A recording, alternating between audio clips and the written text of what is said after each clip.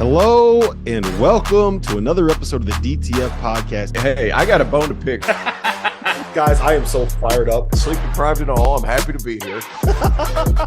You probably cut off your hot dog. You don't need it on a bun. Hello and welcome to another episode of the DTF podcast here on the Field of 68 Media Network. My name is Rob Dauster. I have Terrence Oglesby with me. It is 9:13 in the a.m. Eastern Standard Time, the only legitimate time zone, on Wednesday, February 7th. And it is the greatest day in the history of basketball in the great state of South Carolina. And there is nobody else that I want to talk to about it more than the one and only Terrence Oglesby, the man that is finally learning a thing or two about Clemson basketball. Still new. It's T.O., man. You got to be 2 wins. Second win ever in the Dean Dome. Second time in 5 years you've gotten a win in the Dean Dome. PJ Hall. So this let's see. They didn't play a couple of years ago at the Dean Dome. So over the last 3-4 years, 2-1. 2-1 in the Dean Dome. So it's the house that Brownell built, the Dean Dome. No, that's hey, look. I do think, like, first of all, Clemson needed that win because they were reeling. Like, needed that win.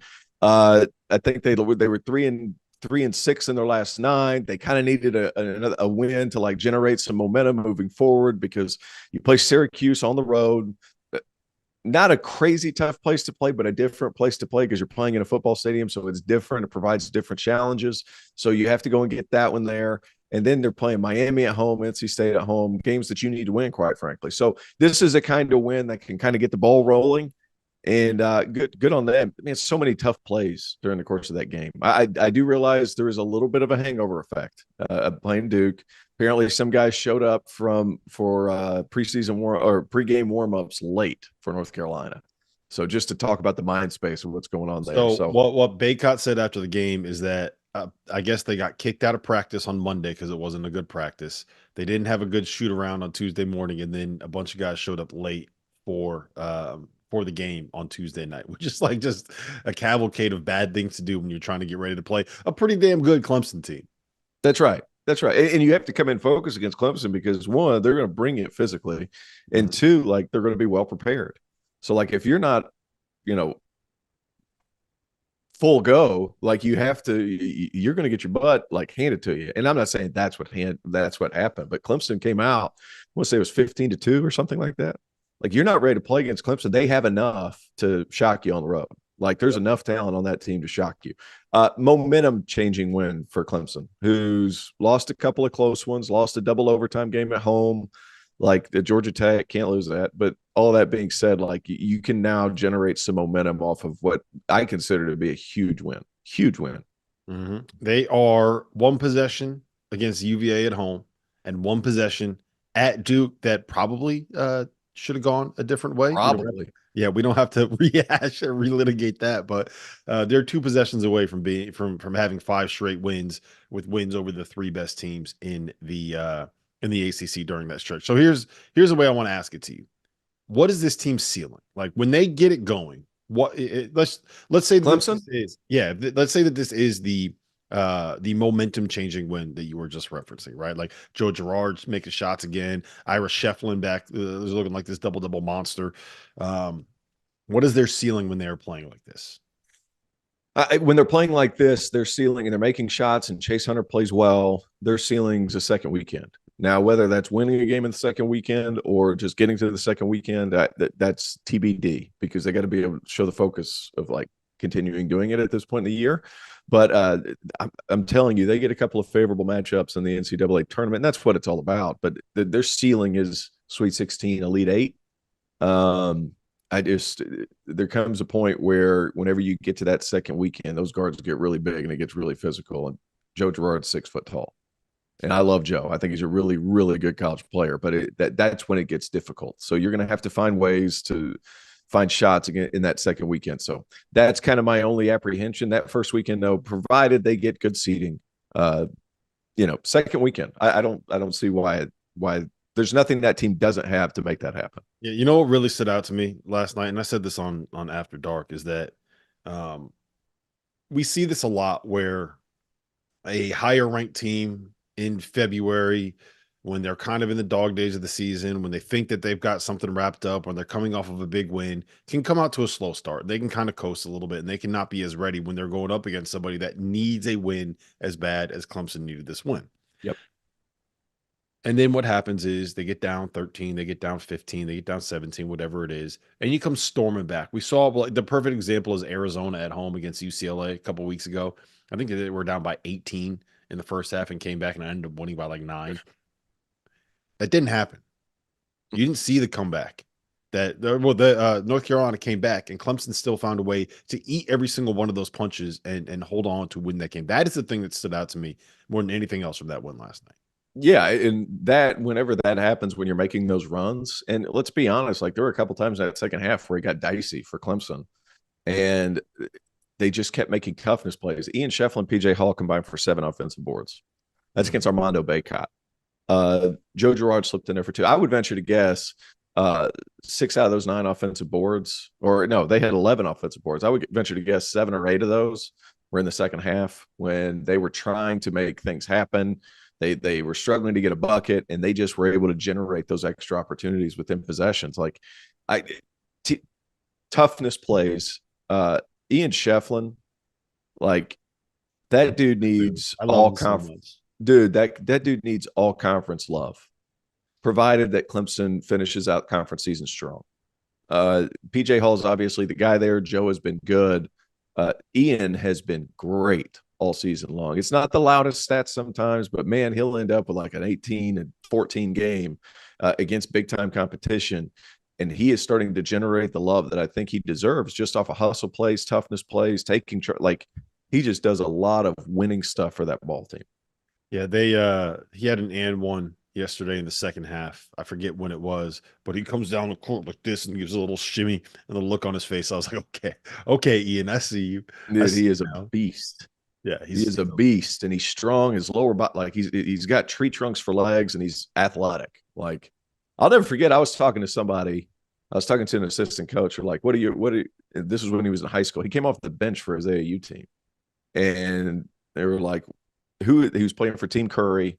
They had some like NBA level length. It was like Jonas Adu and one more kid that was like 7 foot, long wingspan, could really move. Couldn't play, but could really move. I can't remember the kid's name. But it was like he came off the bench for them, and he just boarded, and he was just physical. And the first thing I remember saying was like, he has some inadequacies, from a size perspective. He has some inadequacies from an athleticism perspective. I underrated his toughness because like he would always push guys out to 15, 17 feet if they were trying to post him up. He would hedge hard. He'd be on the floor. He just did so many winning things whenever he was there. Yeah, I think people just saw that many consonants in his last name and just said, "There's no way a guy with that many consonants in his last name is going to be able to work." You got an S, a C, an H, and 2 Fs in there. Nah, there's no way he's going to be a good player. And still trying to figure out how many syllables it actually has in that name. Is it Shefflin? Is it Schifflin? Is it Shefflin? I just say Shefflin, like the chef, and then like Jeremy Lin, Shefflin. That's all I say. I don't know if it's right, and I'm not going to sit here. It's Schifflin, but like it looks like it should have 3 because it has 2 F's. Schifflin. If he was, he's a beast. I've had so many coaches text me who know I'm watching the Clemson game, obviously, and they'll be like, "How is Ian Shefflin not everybody in college basketball's favorite player?" he's one of my favorite. There's players. So many people. It has been 10 to 15 college coaches from around the country that will be watching the game. Like, hey, Ian Shefflin is my favorite player to watch. They have better players, but like he just makes winning plays consistently. That's the best compliment you can give somebody. Yeah. Just real quick on North Carolina, are you worried about them at all? Like, is this here's the one thing I will say, and I want your take on this. Is this was the first time this year that we've seen some of the red flags from last season creep in, right? The more worried about a previous win and not getting focused, paying attention to stuff off the court, like letting some of that kind of stuff creep in, not preparing, not doing all of the things that they had done for the last basically month and a half to get them to the point where everyone is saying it's now UConn, Purdue, and North Carolina. It's the first time that we've seen that. Can you write it off as just a wake-up call after a win against Duke and them now understanding that this is the danger of not preparing the way that you need to prepare? Or is this just something where maybe you think it can snowball? I don't think it's going to snowball because the team's too good. I do think the game before Duke, they lose at Georgia Tech because they're looking ahead to Duke. The game after Duke, they lose at home. I would be more worried about the Georgia Tech before the game because Georgia Tech just isn't where they need to be yet, because Georgia Tech apparently can only beat Duke and North Carolina, and then they get smacked by everybody else. I don't know what that's about, but it happens. They were down like 36-5 with 4 minutes left in the first half against Wake Forest at home last night. Yeah, and Wake Forest needed. And Wake Forest, by the way, a lot of bubble teams creeping in that conversation for the ACC. I know we're talking bad about the ACC, or I'm not, but everybody else seems to be. There's a lot of teams starting to creep in that conversation. A lot of teams. No, I think this is one of those where you learn from it. You learn from it. They still got some guys there that they need to continue to grow and learn. And, Elliot Cadeau, there was one foul call. It was a bad call, but the referee basically got tired of him talking. Mm-hmm. It was one where Chase Hunter was trying to get open. Chase steps in. Cadeau's holding onto his arm, and then Chase pushes off. Yep. Yeah, and then Chase pushes off. Cadeau throws his arms up in the air and gets mad. And basically on the cut, any touchdown whatsoever, the referee just got tired of it. That's all that was. Mm-hmm. Like, dude, like you haven't earned that. That you're not RJ Davis at this point. And big Cadeau fan. You haven't earned the ability to get irritated like that yet. RJ Davis has. Armando Bacot has. Like, you can't get irritated like that yet. No, I think this is a big time learning experience for them. I don't foresee it snowballing. They're too good. They're too good where it matters. That too. Like, they've really defended this season. They're going to take care of the boards. I'm not worried about that. And they have shot making at the end of the clock. I'm not at all worried about North Carolina. I feel like they're going to get it going. They need to win at Miami next game. That's their next contest. They need to win that one. If they win that one, I think it can really get going in the right direction. Yeah, it's what do they say in NBA games where if you're Schedule betting, loss. Yeah, schedule loss, or it's a Sunday afternoon game in Miami or in LA. I think in Miami the road team has failed to cover like 80% of the time or something like that in the Sunday afternoon games. After a Saturday night out in Miami. So I'm going to go ahead and just chalk it up to something like that. These guys were celebrating a little bit too much about the win over Duke and got a little bit of a wake-up call. So I'm still in on North Carolina.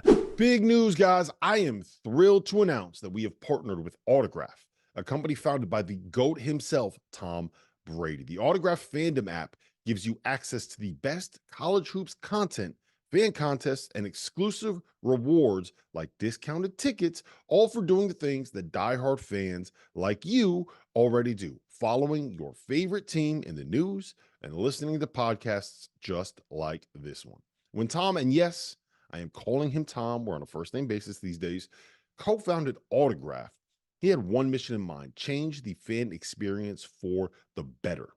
It works like this. You get all of your college hoops content you want in one place. You get articles from your favorite writers, pods from your favorite hosts, contests from your favorite creators, all on the feeds and the sites that you already enjoy. But instead of having to go to all these different places, it all comes to you in one spot, the Autograph fandom app.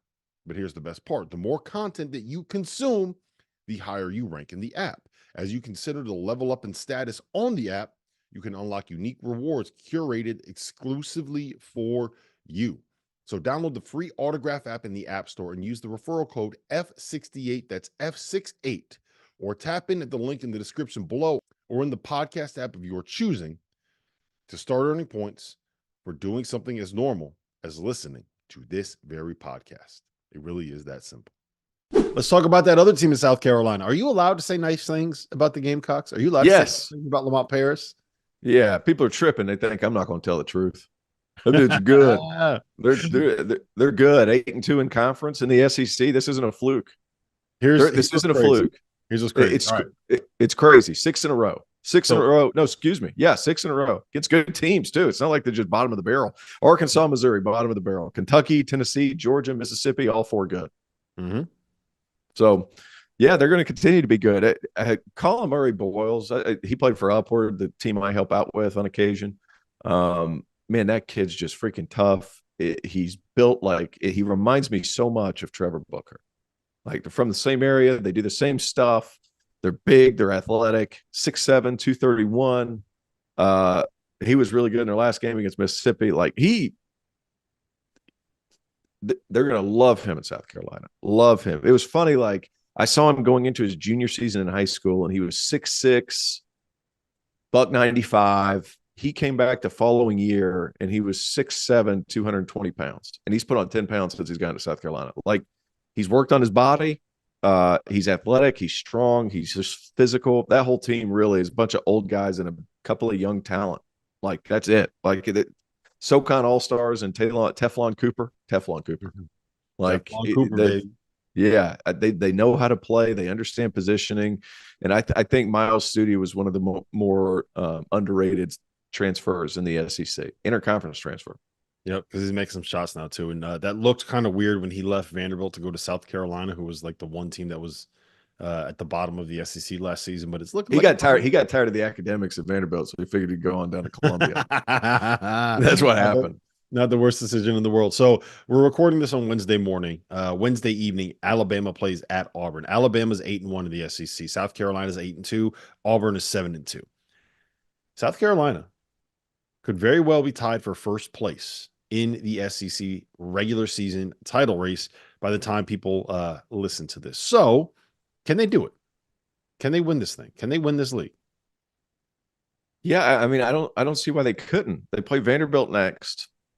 And then they're at Auburn. They're going to have to squeeze. They're going to have to play that one close. That's not a must win per se. It's a hard place to play. And then it is possible if you look at their schedule. LSU at home, Ole Miss away. That's going to be tougher than people realize. Texas A&M away, tougher than people realize. Florida, Tennessee at home. Yeah, I mean, I don't see why they couldn't. It's still going to be difficult. The SEC is good. It's not great. It's good.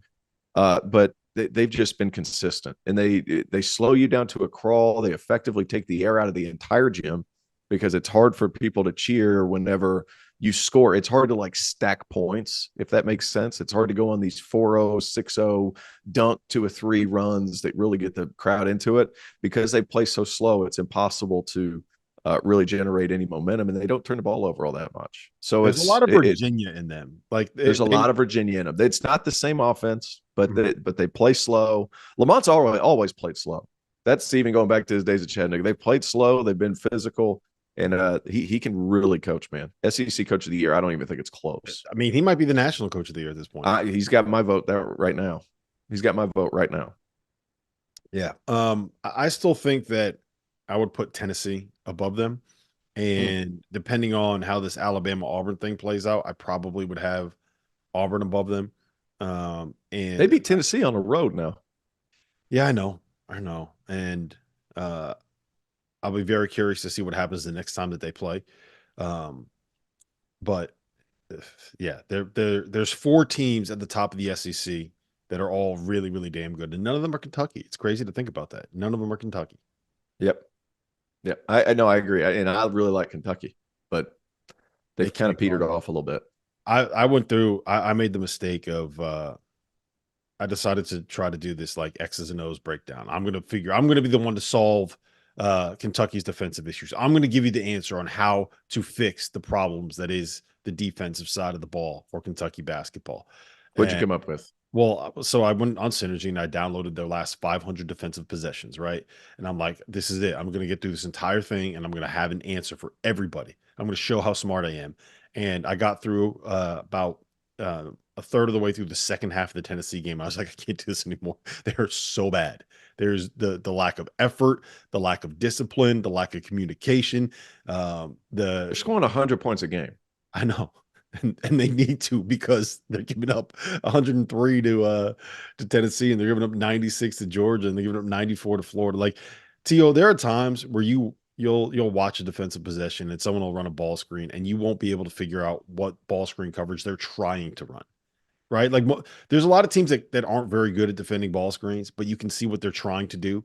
But when you have Robert Dillingham trying to ice a ball screen on the side and Aaron Bradshaw trying to hedge the ball screen on the same side. Yeah, you guys are basically standing right behind each other, straight line. Just like, Zakai, go ahead, go make a layup, man. Hey, that's a lot. That look, the catalyst for any defense is your 5-man. Yes, and when you have 2 of your 3 5-men didn't play until late. Well, actually, all 3 of their 5-men didn't play until later. Trey Mitchell's never been a defensive guy. He's really he's not a 5. Like he's but he was forced to play it at the beginning of the year. Like all 3 of their 5s didn't start the season. like when your defensive catalyst is your 5 position, like that's pretty significant because terminology is huge. When you go from being on the scout team to being, the captain of a defense, like you have to know every coverage. And 2 of them are freshmen. One's in his second language and didn't get eligible until a couple of games ago. Onyesu's young still. And then Bradshaw, like he was hurt, so he couldn't get those quality reps until later. I don't know that they're ever going to be a great defensive team this year. It's just not going to happen. They're going to have to outscore teams, but they can do that. They can do that. You can make up for some of that if you have guards that can really get out and pressure, right? Like I can tell myself a story where if you have playing with the 5, you have guards that are going to pressure, force people to drive, and he just cleans up everything at the rim. I think that you can be a pretty good defense doing that. The problem is their guards don't really know how to guard either. Robert Dillingham it's actually hilarious watching him try to defend. Reed Shepherd, I made this trying to get Rob. Rob's going to have to learn, how to use his quickness on the defensive end to get around some of these ball screens too. Like that's going to be you think you're being picked on right now?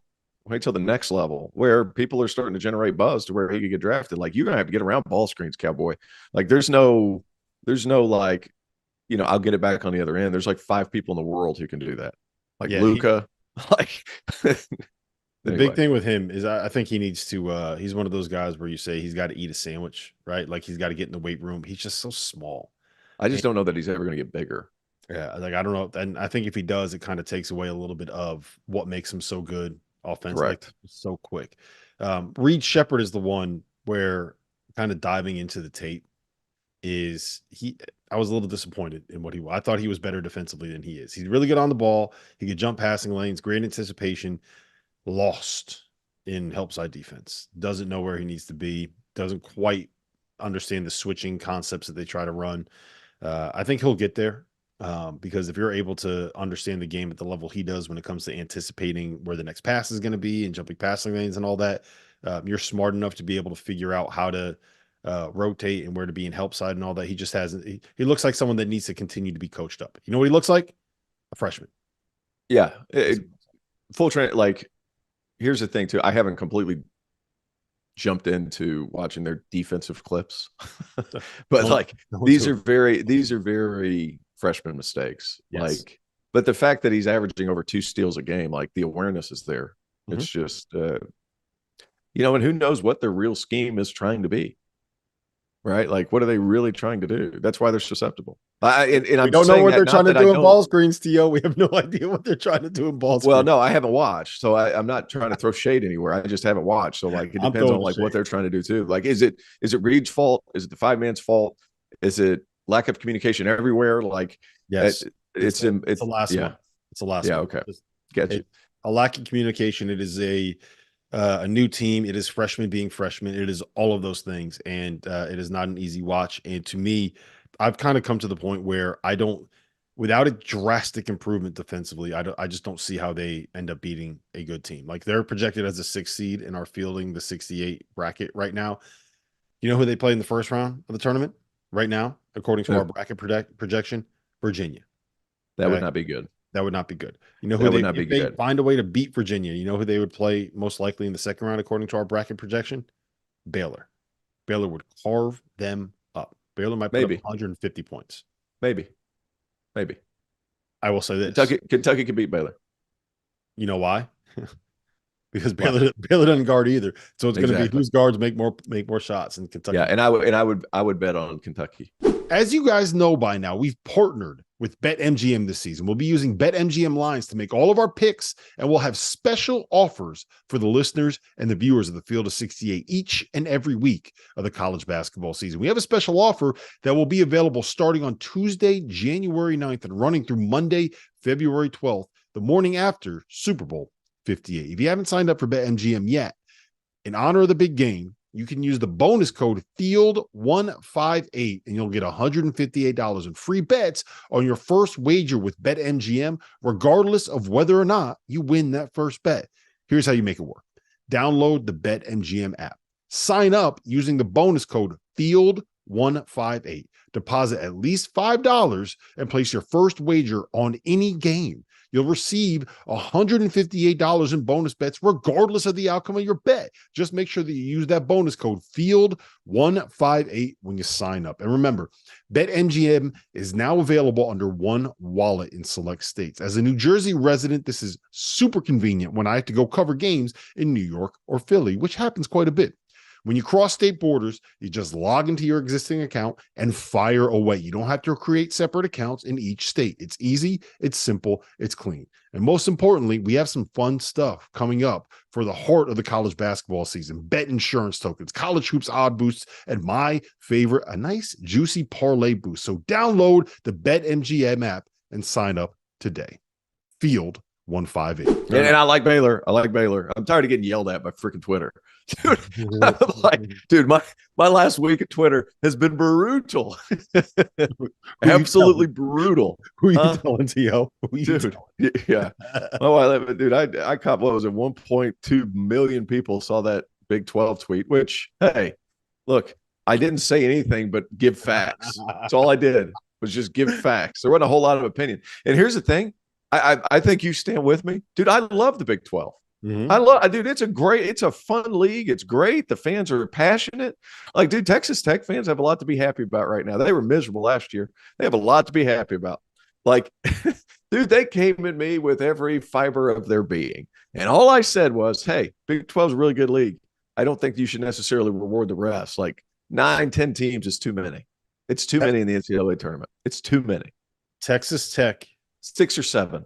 Texas Tech fans are the Providence fans of the Big 12, where if something gets them fired up, right, then all of a sudden you have a swarm in your mentions, and every single one of them has like Wreckham or Wreckham Ralph or Wreckham, whatever it ends up being. So they all right. So let me ask you this.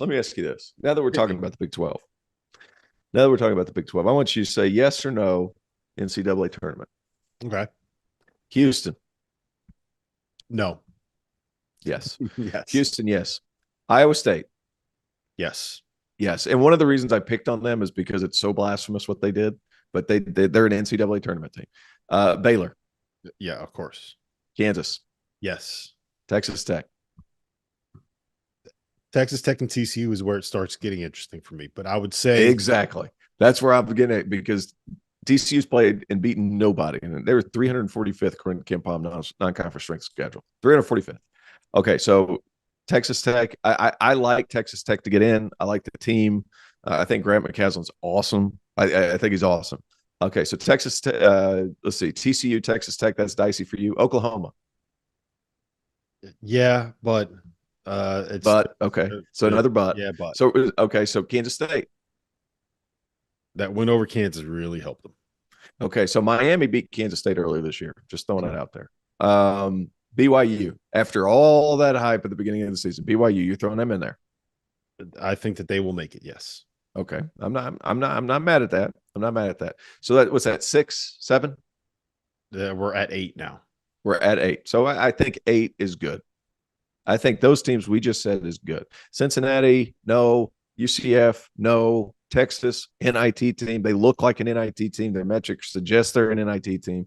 Texas is an NIT team. West Virginia, no. Oklahoma State, no. So my point being is that it's still a great league. The fact that we're even talking about 7, 8 teams being in the NCAA tournament, great league. I just don't know that you reward some of those middling teams that are right there on the cusp with that non-conference thing. That's all I was saying. Great league. Need to play people. You can't say one thing and then adjust it for another league for somebody else, right? Like Dan Gavitt, you come in and you tell ACC coaches, like, you need to play people. It's important that you play people. Big 12 goes back, does the exact opposite, and reward them with 10 teams. It's crazy. Still great league. 7-8 teams is right. And like whatever, but I don't think it's as powerful as a league, relatively speaking, to the last 3 or 4 years, where I think it was epically good. I don't think it's that this year, because you brought new teams in. It's going to drag the metrics down some if you play people. They didn't play anybody. So that's kind of my apprehension with the Big 12. 8 teams is fine. I'm good. 7-8 teams is fine. Past that, go dig a hole. You don't deserve more than that, because they're going to be a bunch of 8-9s that aren't going to get past the first round. It feels like you got something off your chest. It feels I like did. I feel much better. I feel much better. But hey, look, and I'm explaining this to Big 12 fans because I like the Big 12. I think it's a fun league. But 80% was more in agreement than they were in disagreement. So I don't want to like, hey man, you're not revoking my fandom, Texas Tech. I earned that fandom. I earned it. I just love that it was Fran that completely threw you under the bus. Like he threw you under the bus. I didn't think he did. And then I didn't think Fran threw me under the bus. He started like, because Fran is the Big 12. Like, yeah, you're right. I love Fran. Throwing you under the bus is the wrong way to phrase it. Since he's so synonymous with the Big 12, the way like Fanta is synonymous with the Big East, if Fran's going to say something about the Big 12, then Fran Fraschilla, by the way, then all of Big 12 Nation is going to pay attention to it. And I loved piling on too. Yeah. and for what it's worth, Fran and I get along fantastically. Like me and Fran, like I've known Fran 15 years, damn near, probably a little longer than that. Like big fan of Fran Fraschilla. Like I saw nothing wrong with what he said. I don't care that he threw me under the bus. He's my man. So it's I never said it was a bad league. I just said don't reward these middling programs like TCU. That's all I was saying. It's crazy. Okay, I'm with you. I'm with you. Don't yell at me, Big 12 fans. I'm not yelling at the messenger. Not yelling at the messenger. A lot of people will. All right, real quick, since we're on the Big 12, I want to hit you on Kansas, because they had if North Carolina had a wild, well, I guess for them it was 72 hours. Kansas had a roller coaster of a 48-hour stretch. They beat Houston on Saturday. They shoot a very nice 69% from the floor.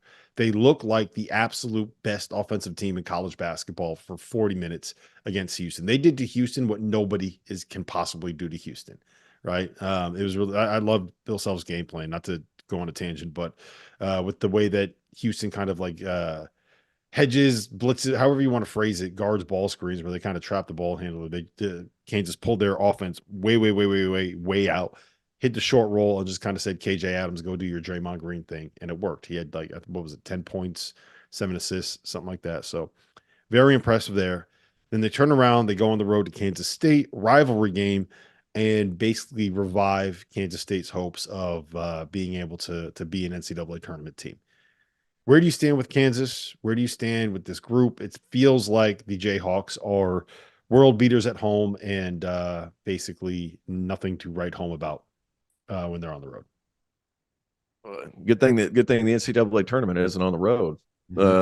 That's one thing. The other one is those first 2 road games that they lost in conference to UCF. They want to be called UCF. Don't call them Central Florida. Don't you dare call them Central Florida. Don't call them the UCF. Golden Knights. They're the Knights. UCF. Yeah, Knights. Not Golden Knights, not Central Florida. They're not a directional school. It's UCF. So apparently the C is just there.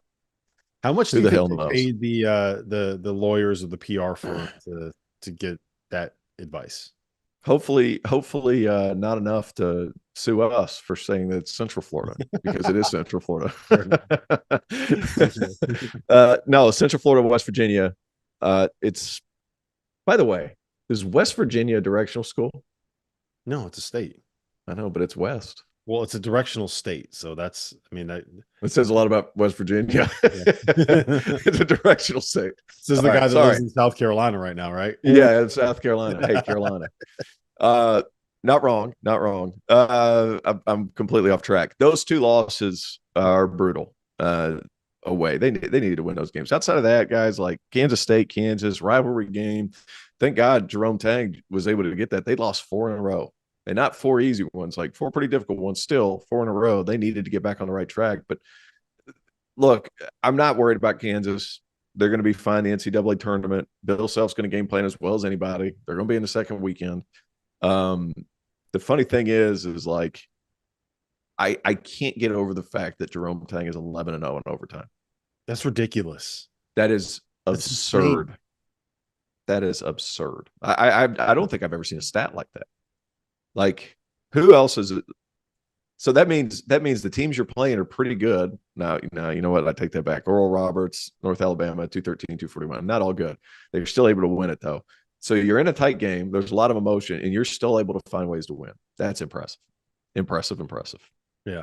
We're getting to the point where it doesn't feel like a fluke anymore, right? Like, if you get to 5, 6, 7 in a row, there's probably a little bit of luck involved with that. You don't have your guys fouling out. Your team makes all the big shots. The other team misses all the big shots. You get to 11. I don't know, man. I don't know how to explain that. There's people that are Jerome overtime Tang. OT Tang. OT Tang. There you go. OT Tang. OT Tang. He'll love it. He listens to the show too. So shout out to Jerome Tang. OT Tang. I'm going to change his number in my phone right now to OT Tang, which is OT Tang. That is a great. Hey, look, those losses too. Iowa State on the road, Hilton Magic, so difficult to play at Houston, obviously. Oklahoma at home, you wanted to win that. Oklahoma State there. I just don't understand Oklahoma State, why they're like this. Why are you like this? I don't know. That was a bad loss. There were more Kansas State fans in that building than there were Oklahoma State fans, which is unfortunate. It's I can't get the vision of the Oklahoma State teams from like the 2000s, right? The Jai Lucas teams, the end of the Edey Sutton era there. When those crowds, you know what their problem is? Oklahoma City. The Oklahoma City Thunder came in, and now that's the basketball team that all the people in the area care about. That's kind of what it is. No, hey, look, you can still get pretty good players there. I got Justin McBride there, who I loved when he was in high school. He's not playing all that much. Like, you know what the problem is Mike Boynton loves a certain type of dude. He loves a certain type of player. There's these rugged, physical, they're going to play harder than you. The problem is, forgot about offense. Like, you got to have guys that can score it. And I always feel like Keon Williams is a junkyard dog. Like, they've got a bunch of guys like that. The problem is when your offense is so bad, it's going to affect your defense. Mm-hmm. Because if you're turning the ball over, they're 11th in that league and turning the ball over, like, you're going to give up things on the other end. You don't shoot the ball well. They're shooting 30% from 3. Yep. And they're dead last in the league in getting offensive rebounds. Yeah. And so that means there's a few long rebounds that other teams are getting and they're taking off. Yeah. Well, and what happened this year, I think, is that he tried to correct it and tried to find a little bit more offense, and a little bit more scoring, and a little bit more playmaking, and overcorrected to the point where they kind of lost a little bit about what made them competitive, right? Who'd they add to add some offense, just out of your curiosity? Javon Small, Eric Daly, and there was another shooter. I'm blanking on who it was in the moment as I'm sitting here, but I don't know, man. I think they're a little bit too reliant on freshmen as well, which is never a great situation to be in. The one thing I will say about Kansas, and we can be quick on this, but I do want your take, is that I think depth is a little bit overrated in the world of college basketball. But they basically have 5 guys. And I do believe a little bit of what we saw against Kansas State on the road was their legs catching up with them. Specifically Johnny Furphy, who is not used to playing the number of minutes that he's playing. And he's been terrific, but he's been really good lately. Yeah. I agree. It's also worth pointing out that in their 2 losses to West Virginia and to Kansas State on the road, part of why they lost is because of missed box outs and offensive rebounds. And the guy that was because of those missed box outs and offensive rebounds was Johnny Furphy. So that's freshman or tired? Freshman mistake or tired mistake? Yes. All the above. I just think that's what it is. I agree. Freshman mistake and a tired freshman is more likely to make those mistakes. We are in agreement. Yep. So I'm a little bit worried about their legs when it comes to tournament time. They got 2 games in 3 days, but with the added the longer TV timeouts and all that kind of stuff, I think it'll be fine for a specific game, but I just wonder if that's something that could kind of wear on them a little bit. I'm still in on them being able to make a run just because it's Bill Self and the pieces that he has, but it is what it is. Now that the college football season is in the past and college basketball is in full swing, I need to tell you guys about our partners over at Rhythm. If you're into sports betting, you need Rhythm, the place for data-backed props and picks. For those that are unfamiliar, Rhythm, spelled RITHMM, is the go-to mobile app for player props and game picks. Backed by AI predictive models, Rhythm helps you make smarter and faster betting decisions across all sports, but particularly college hoops, where there are as many as 150 games a day during conference play, many of which have softer lines at BetMGM than you'll find in the NFL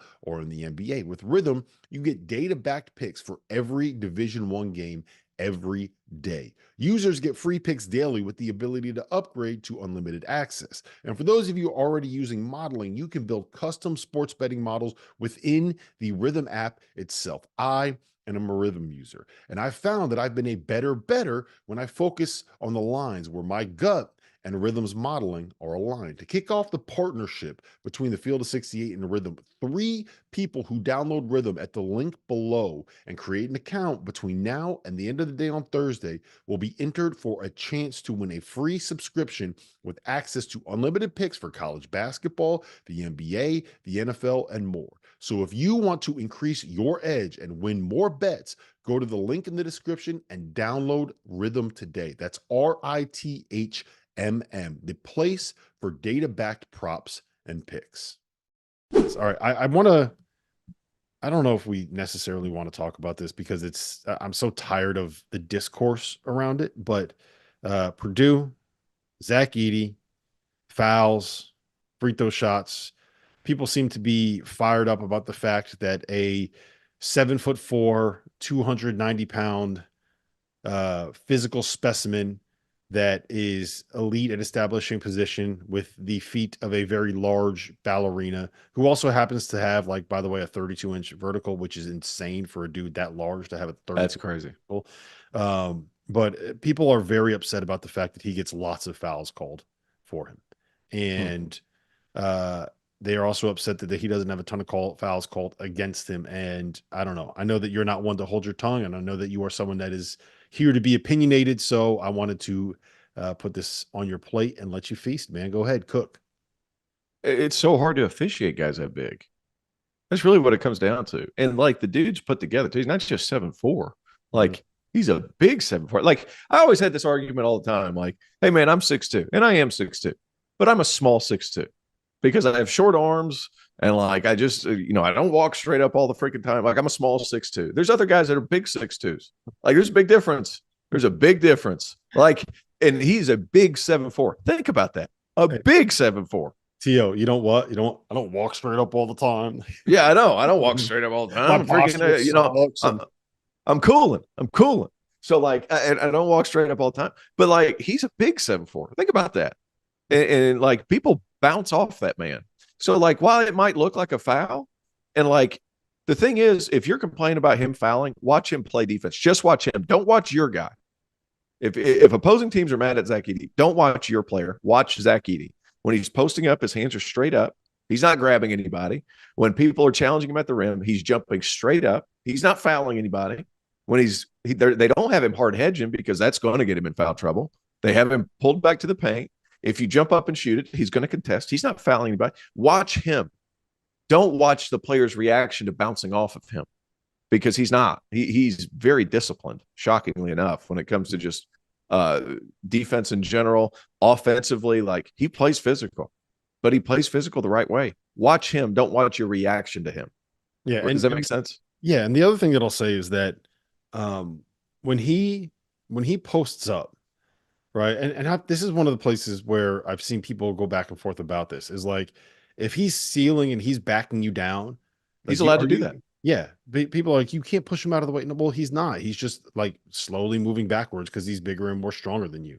Right. If you throw the ball into a post and he kind of turns like this and he uses his shoulder to push you off balance, and it's not like a swing in the elbow, he just kind of moves you because he's so much stronger than you.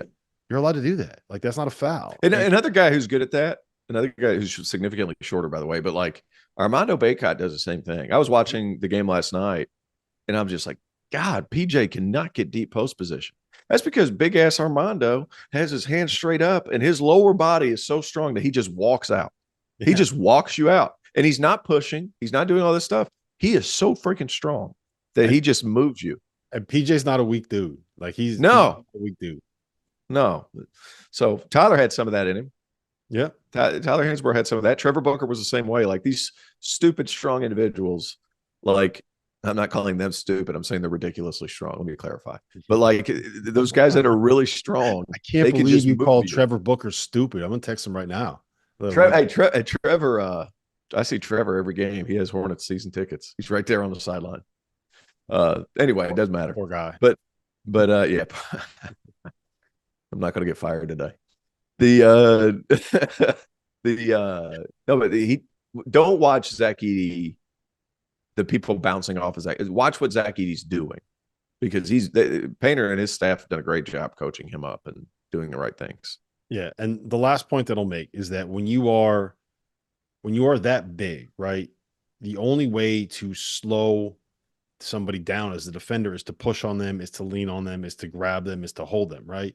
Mm-hmm. And it's the pushing back that is the foul. Like when you are leaning on someone like this, which is the only way to really slow. Well, when you're leaning on them like this with two hands, when you are, it's a foul. Yeah, that's the foul. When you are pushing, those are the rules of basketball. Yes, and I understand the frustration for opposing teams when you see the free throw disparity like Northwestern, where it was 46-8. I get why that would be frustrating, but you have one team with a bunch of guards that are playing, going up against drop coverage, putting people on ball screen and going and hitting these little 12-foot floaters and kicking them out for open threes. And you have the other one that is throwing the ball into the post, into a 7'4" monster, and saying, go to the rim and try to get fouled. Like that's part of Purdue's game plan.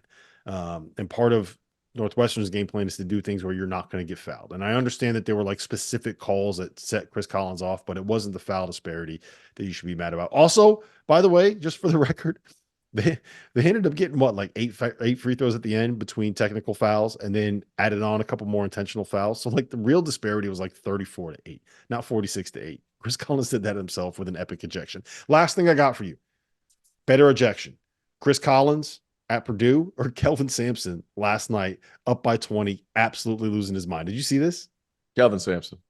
That was amazing. Kelvin Sampson. I love that, because you're up by 20. You're still pissed, and you're almost trying to send a message like, what's going on with coaches and officiating this year? Like, you're already on the court. You guys are doing enough. Like, dude, the rules are the rules. Like, hey, and here's like, I'll be doing a game. For instance, I did Richmond at VCU the other day. Great atmosphere. Never been to VCU for a game. Great atmosphere, baby. It is awesome. Did you enjoy the Peppas? The what? The band. Yeah, they were great. They were right beside their microphone. They went right into my earpiece, so I had a hard time hearing all day. But like, it was awesome. It was awesome. Anyway, long story short, we're getting back to the officiating. There was a couple of calls that, because from my angle, I was like, that's just a bad call. It was a moving screen or something, and we go back and show another angle. I'll hop back and like understand, like, I messed up. That was a good call by the officials. Coaches don't do that. Very instant reactionary kind of deal. That being said, I don't know that the refs have been all that bad. Every game I've done this year, the officiating's been pretty good by and large. By and large, it's been good. Like the block charge discrepancy this year is so much better without the block. So much better. It has eliminated all that stuff. What I will say is I would be upset if the foul calls were 38-8. I would be upset with that, because there's obviously a lot that goes on. Purdue's not an they're a physical team, so like 38-8 is a little heavy. I don't know what Sampson was mad about. There was a push that wasn't called. So just to set the scene for everybody, you can find this video. It is fucking hilarious. It is so funny. He's funny. He's on the far side of the court, right? His team's playing defense way over here on the other side of the court. You could see someone get dislodged and thrown with the arm. They throw the ball in the post. Guy goes and makes a layup. And Kelvin doesn't even hesitate. Sprints down the floor, goes in front of the other team's bench on the court, and has got his finger in every coach's face, just lighting them up and screaming and yelling, up by 20 with 7 minutes left in the game. you doing, Kelvin? And honestly, that might not have even been the best ejection of the week in the Big 12. Did you see Scott Drew get tossed for a second coaching box violation in the same game? We all love Scott Drew. Everybody here loves Scott Drew. There's no doubt. I maybe that one was a little egregious, but by and large, sideline decorum for coaches has not been stellar this season. And which game did they throw him out of? Iowa State. Yeah, Iowa State. Scott, I they love won you, that. They won that game at home. Whatever. Yep. Like they won that game. Like it's guys, it's been nuts. It's been crazy. Like Archie, who we love, was guarding the other team.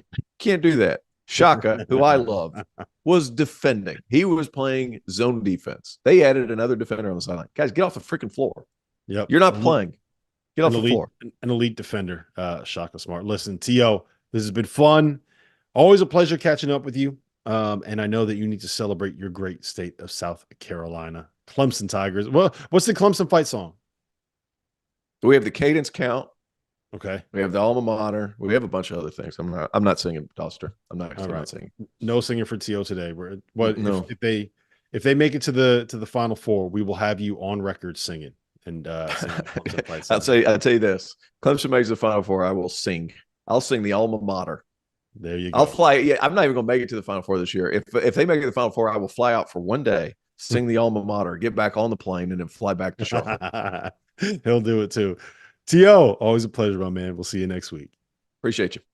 Henson, this is where I got to talk about Vaulted. Vaulted is an app that allows you to participate in daily cash prize pools without an entry fee. It is the place you can store your own predictions forever. And by using the Vaulted Challenge feature, you can prove you're smarter than your friends. So go download the Vaulted app. That's VLTED to challenge your friends. Store your predictions and join daily cash prize pool without an entry fee. My Vaulted Challenge, Henson, I am still saying that the Colorado State Rams, who picked up a huge win at home against previously first place Boise State, I'm saying that they're going to win the regular season Mountain West championship.